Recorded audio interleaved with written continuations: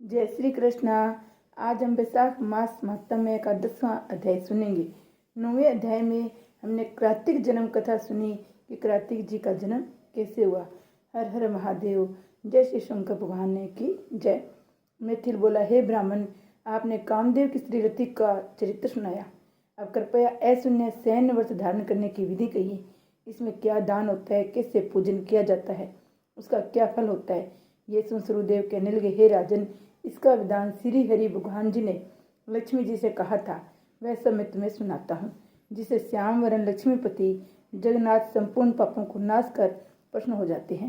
हे मईपति, सोने व चांदी की मनोहर मूर्ति बनावे, पीताम्बर धारण करा, सुंदर बनमाला से सजाए, पुष्पों और सुगंध द्रव्यों से पुरुषोत्तम भगवान का सावन शुक्लदित्य से 4 मास तक प्रतिदिन पूजन करे, ब्राह्मणों को सैया दान वस्त्र दान करे, ब्राह्मणी सहित भोजन करावे। फिर मंगसरादि मासों में पूरे व्रत रक्त वर्ण हरि भगवान रुक्मिणी सहित ध्यान कर पूजन करे। ऐसे चैत्र मास में 4 मास तक भूमि पर आसन बिछा भक्ति से हरि भगवान का पूजन करे। आषाढ़ की द्वितीया के दिन समाप्त करे। उसी दिन अष्टाक्षर ओम नमः नारायण इस मंत्र से हवन करे। मंगसरादि मासों में प्रयाण के दिन विष्णु गायत्री नारायण विध में है, इस मंत्र से हवन करे। भक्ष भोजादि 4 प्रकार के भोजन करे। चैत्रादि मासों में सहस्त्र शीर्षा इस पुरुषोत्तम सूक्त मंत्र से हवन करके पंचामृत खीर घृत पक्का मालपुआ भोग के लिए करावे और लक्ष्मी नारायण को स्नान करा।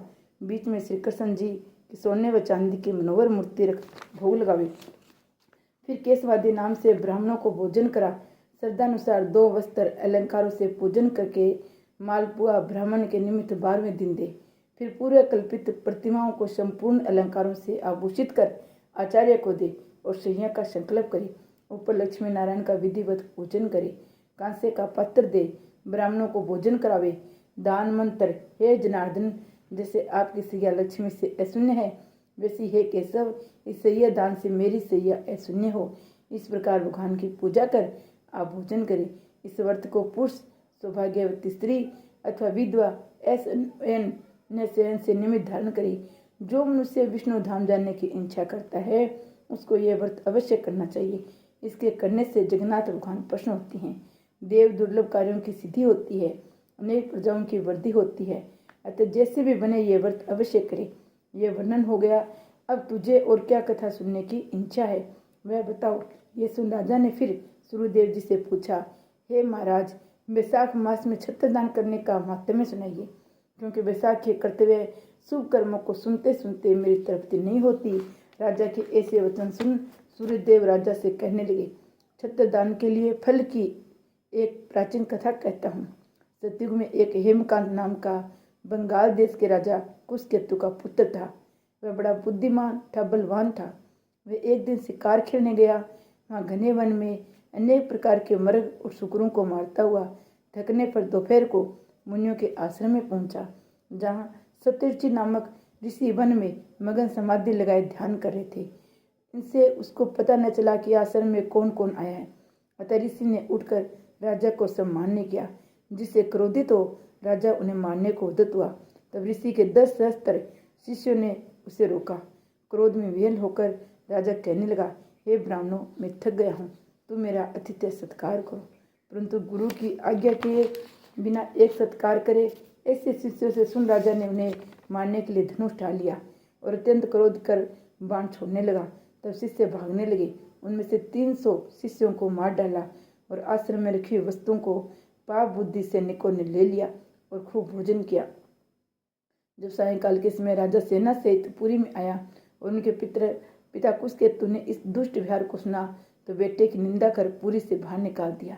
तब हेमकांत व्याकुल हो गहन वन में चला गया। वहाँ उसे ब्राह्मणों की हत्या सताने लगी। वहाँ पर जीव जंतुओं को मारकर खाते हुए इधर उधर घूमते घूमते 28 वर्ष बीत गए। एक दिन की बात है, तीर्थ यात्रा करते हुए तीर्थ नामक महामुनि वैशाख मास में दोपहर के समय वन में आए, जो धूप और तुषा के मारे व्याकुल हो वृक्ष विहीन स्थान में मूर्छित होकर गिर पड़े। देवयोग से हेमकांत ने तीर्थ मुनि की ऐसी दशा देखकर ढाक के पत्तों की छतरी बना धूप निवारण के लिए सिर पर लगाई और एलम्बू का जल दिया। इस उपचार से मुनीश्वर की मूर्छा जाती रही। जब चेत हुआ तो उसे पत्तों की छतरी को लगाई धीरे धीरे किसी गांव में पहुंचे। इसी पुण्य के प्रभाव से उसकी 300 ब्रह्म हत्याएं दूर हो गई, जिससे हेमकांत को बड़ा विस्मय हुआ कि मेरी ब्रह्म हत्या कैसे दूर हो गई। इसी विचार में पड़ा था कि हेमकांत को संग्रहणी रोग उत्पन्न हो गया, जिससे पारस संकट जान व्याकुल हुआ। तभी उसे 3 पुरुष बड़े भयंकर यम के दूत दिखाई दिए। वे अपने कर्मों को सोचने लगा कि उसे क्षत्रिय दान का ध्यान आया। सोई वह विष्णु भगवान का स्मरण करने लगा। तुरंत विष्णु भगवान ने अपने महामंत्री विशुकसेन को आज्ञा दी कि तुम जल्दी जाकर यमदूतों को रोको, क्योंकि हेमकांत ने वैशाख मास में धर्म किए, इसलिए उनसे छुड़ाकर उसके पिता कुशकेतु राजा के पास ले जाकर कहो कि विष्णु भगवान की आज्ञा अनुसार तुम हेमकांत को राज्य का भार सौंप दो।